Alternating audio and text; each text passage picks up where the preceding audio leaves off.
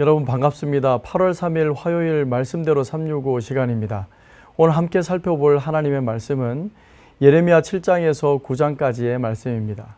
7장에서는 여호와께 예배하러 이 문으로 들어가는 유다 사람들아 여호와의 말씀을 들으라 이렇게 말씀합니다. 다름이 아니라 거짓된 예배를 책망하고 있습니다.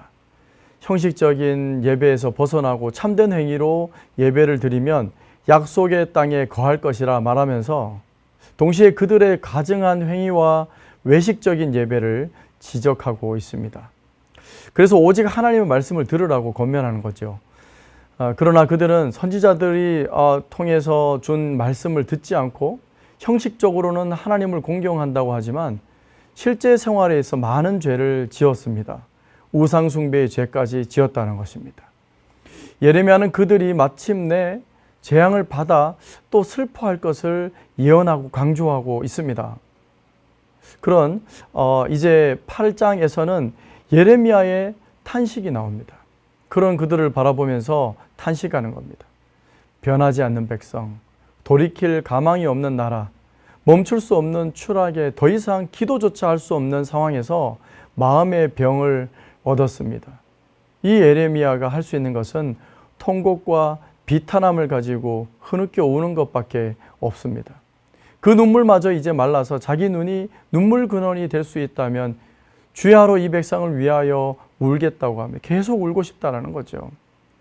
우리 모두가 이 시대의 백성들을 보면서 이 나라의 상황을 보면서 이런 눈물이 있어야 할 줄 믿습니다. 감상적인 눈물이 아니라 나부터 죄와 영적인 태만에서 떠나기 위해서 몸부림의 눈물을 흘려야 될 줄 믿습니다.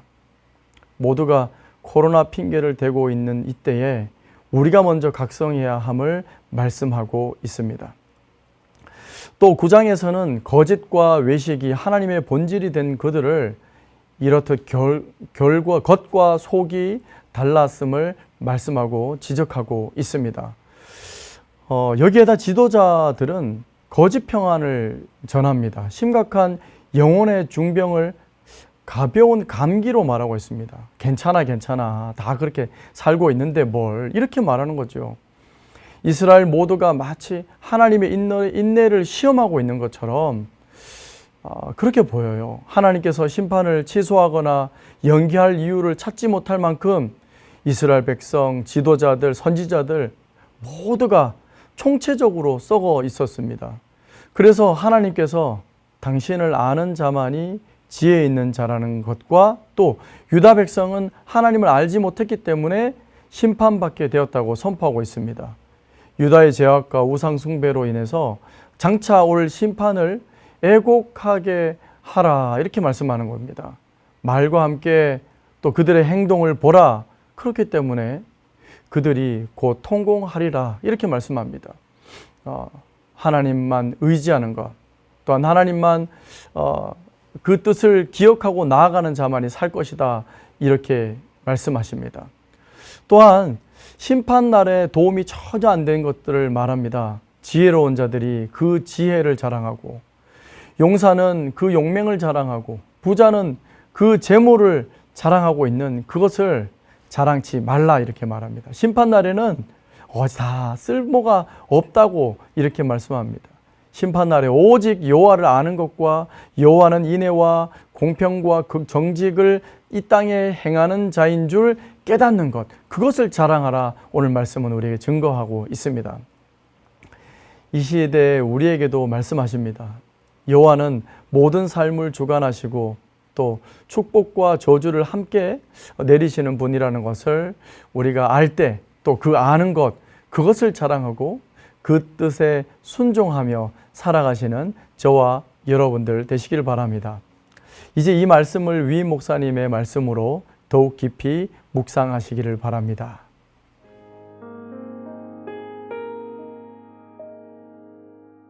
(8월 3일) 화요일입니다. 오늘 하루도 주님과 더불어 행복한 하루가 되시기를 간절히 기원합니다. 오늘은 예레미야 7장 2절과 3절을 읽겠습니다.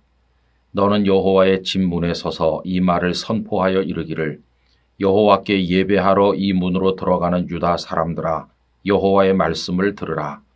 만군의 여호와 이스라엘의 하나님께서 이와 같이 말씀하시되 너희 길과 행위를 바르게 하라. 그리하면 내가 너희로 이곳에 살게 하리라. 아멘. 오늘 이 말씀은 하나님을 모르는 이방 사람들에게 선포된 것이 아니라 하나님께 예배하기 위해서 성전에 들어가는 유다 사람들을 대상으로 선포된 말씀입니다.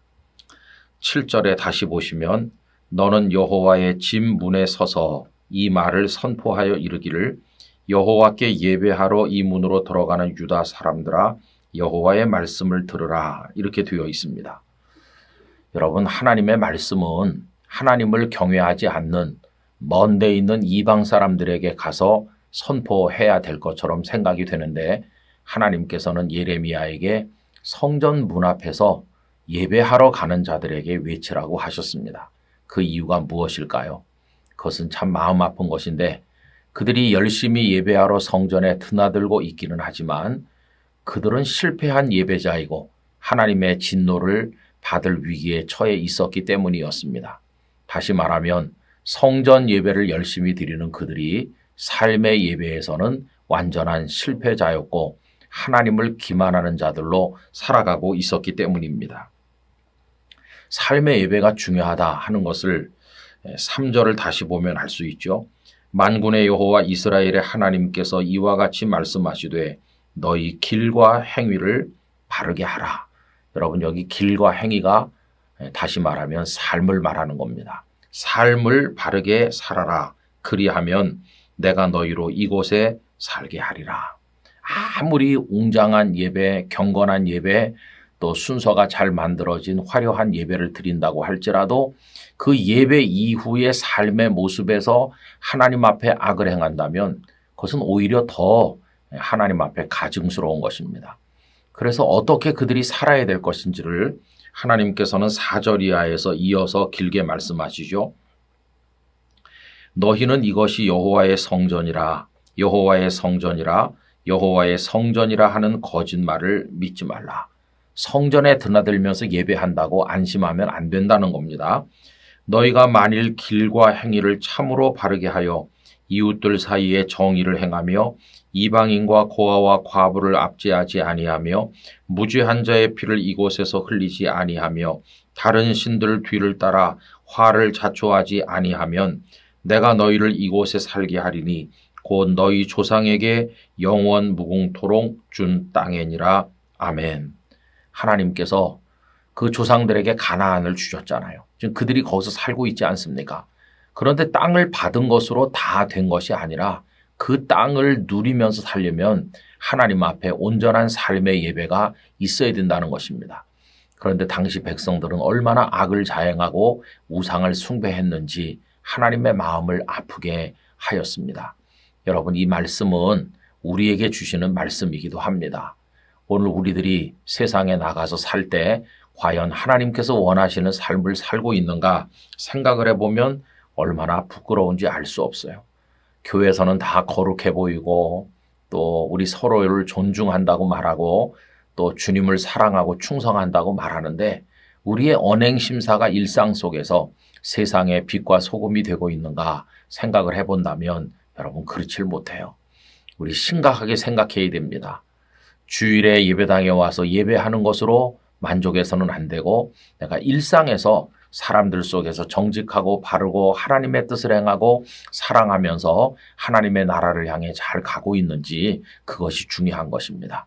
우리 모두가 이 말씀을 우리 자신에게 주시는 말씀으로 받고 우리 삶을 더욱더 하나님 기뻐하시는 삶으로 채워가기 위해서 기도하며 힘쓰기를 원합니다.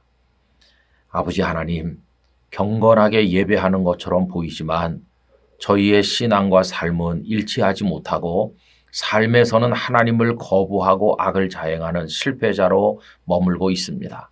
이것이 하나님께 얼마나 가증스러운 죄인가를 생각을 하며 원하옵건대 예배당에서의 예배도 훌륭하고 삶에서의 예배도 아름다워 하나님을 온전히 영화롭게 하는 진정한 성도가 되도록 저희들을 붙들어 주시옵소서. 예수님의 이름으로 기도드리옵나이다. 아멘.